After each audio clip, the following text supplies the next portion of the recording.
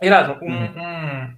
uma última pergunta, ou um tópico que eu gostaria de compartilhar com o pessoal, é sua experiência de trabalho, de fato, né? Porque você trabalha com manutenção eletrônica, trabalha até hoje, e gostaria de que você comentasse com o pessoal um pouco mais a respeito, porque aqui no canal, apesar da maior parte serem estudantes, querem saber sobre engenharia e tudo mais, tem uma galera aqui que já trabalha com, sei lá, com manutenção e tudo mais, e pergunta qual curso faz, e não sei o que, como é que funciona, onde se especializa.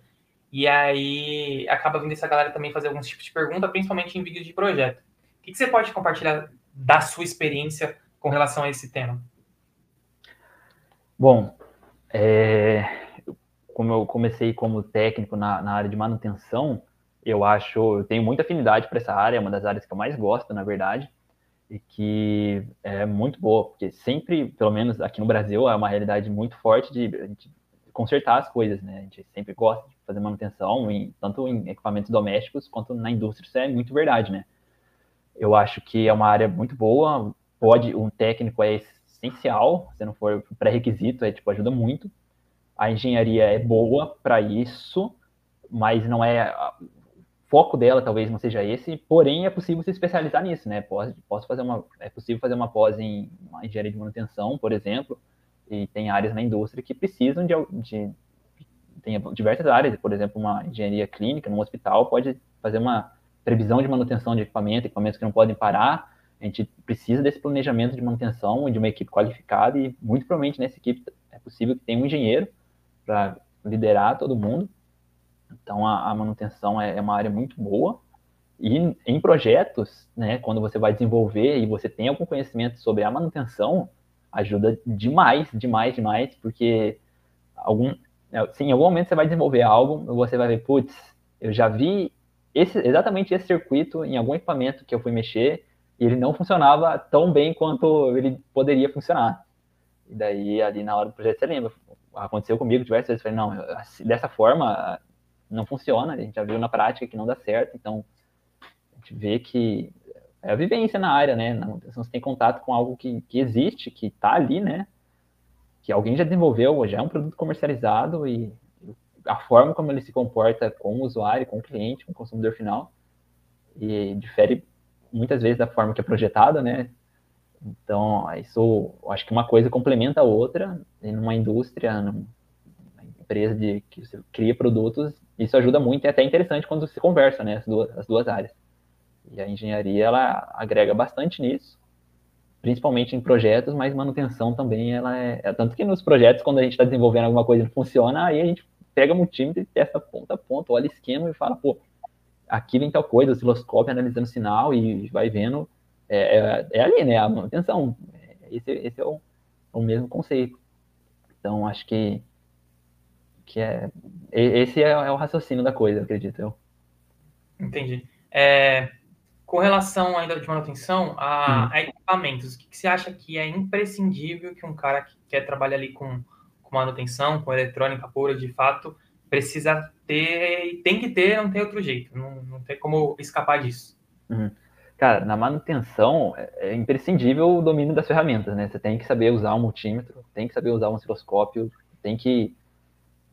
Isso é básico, assim. Eu lembro de uma aula que a gente teve numa matéria do quinto período de eletrônica básica, que o professor falou: não, essa aula a gente vai tirar para aprender como trabalhar com osciloscópio. Aí ele pegou o osciloscópio, colocou na mesa dele, todo mundo tinha um na bancada e falou: esse botão serve para tal coisa, esse aqui para outra coisa. E a gente foi mexendo ali, testando, e a partir desse dia tudo que eu sei, pelo menos foi a primeira aula, o primeiro contato real, assim, que eu realmente aprendi como operar um osciloscópio. E é imprescindível, assim, você não consegue nem projetar, nem fazer manutenção, assim, de equipamentos mais complexos sem um osciloscópio, é essencial. E tem que entender também que nem sempre o cara que desenvolveu o produto, o equipamento da empresa, né, peguei, sei lá, uma caixa de som, um equipamento específico lá, ele vai ter a solução mais simples, né? Tipo, eu conheço outro circuito que faz isso também, mas tem vários outros fatores além do funcionar que está em jogo. Tem que sempre pensar que o usuário vai usar da forma errada antes de usar da forma certa.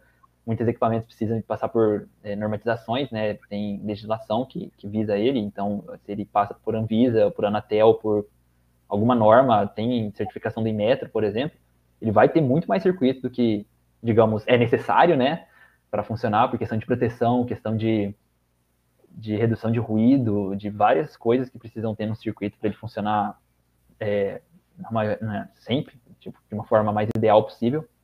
E entender isso, entender que muitos componentes ali, se você tirar ele, o circuito continua funcionando, mas ele está lá por algum motivo. É importante saber isso também. E acho que algo que ajuda muito, mas muito mesmo, é entender, saber ler um esquemático eletrônico. Quando você tem algum equipamento, se é autorizado de alguma marca, por exemplo, ou tipo, tem equipamentos que tem esquemático na internet, você baixou lá e olhou ele, você tem que saber ler ele, olhar o esquemático, olhar na placa e entender as duas coisas, né, que são a mesma coisa, só que em representações diferentes, mas entender isso ajuda, assim, demais, muito, muito, muito, muito. Várias manutenções, por exemplo, você só consegue com esquema, né? Principalmente atualmente com placas SMD, componentes muito miniaturizados, sem um esquemático eletrônico, a gente não consegue, não tem muito como trabalhar com equipamento. Então, entender, saber utilizar o esquemático, ler ele e ver que na placa é aquilo que está implementado é primordial. Show, show. Uma coisa interessante de compartilhar também é que em placas de circuito, né, quando você tem ela lá montadinha e tudo mais, e aí você vai testar algum componente, você tem que entender que, mesmo que você esteja com a placa desligada e tudo mais, você pode ter um determinado componente ali que, na hora que você faz a medição na placa, ele apresenta um tipo de comportamento diferente do que ele apresentaria sozinho. E isso acontece por diversos motivos, né? Resistência do circuito, capacitâncias parasitas, etc. Uhum. Então, você necessariamente vai ter que ele soldar, tirar aquele componente, ver se ele está funcionando de fato da maneira que deveria. Então, Uhum. Sim. é muito importante que você domine como é que funcione o componente, mas também saiba como que ele vai ser influenciado no circuito. E você Sim, comentou da aula de eletrônica básica, né? Acho que foi uma das uhum. melhores matérias que a gente teve Foi. na universidade, que a gente aprendeu demais com o professor, Um particularmente. ótimo professor, uma matéria muito densa também, com muito conteúdo e, porra, agregou muito na carreira, assim. Eu acho que foi assim, a primeira e talvez até, não a única, né, mas foi a primeira que possibilitou a gente ter uma noção de como fazer algum tipo de circuito eletrônico do Uhum. zero mesmo, assim, né, Do sem zero. precisar necessariamente ficar copiando esquemáticos que tem na internet, né? Então, acho que, tipo, Uhum. para mim foi super positivo essa matéria. Uhum. E só agora que você comentou também um detalhe, né? Igual você comentou, se eu vou testar um transistor, por exemplo. Ele tem um comportamento determinado, se ele está com ele isolado, testa no multímetro ali, ele tem que ter aquele comportamento. Saber como o componente é construído ajuda muito a entender o porquê que ele tem aquele comportamento. Saber que ele é dopado, ele é silício dopado com canal N, canal P, né? Para ter aquele comportamento e a forma que ele é construído ajuda muito a você entender por que o multímetro mede aquele valor. E na placa, com vários outros resistores, diodos, capacitores em volta, ele vai medir outra coisa e muitas vezes até dá uma impressão de que ele está com defeito e quando você tira ele está bom. Ué, mas por que isso? Porque tem mais circuito em volta e no momento que você liga também o equipamento, se ele está na tomada e você está medindo a tensão ali, ele é outra coisa, né? Então tipo, o componente isolado é uma coisa, o componente no circuito que ele está inserido é outra coisa e o circuito funcionando, a dinamicidade dele, né? O circuito quando tá ligado é outra coisa também. Então, tem que conseguir diferenciar isso e fazer o link de uma coisa com a outra ajuda muito. Sim, sim.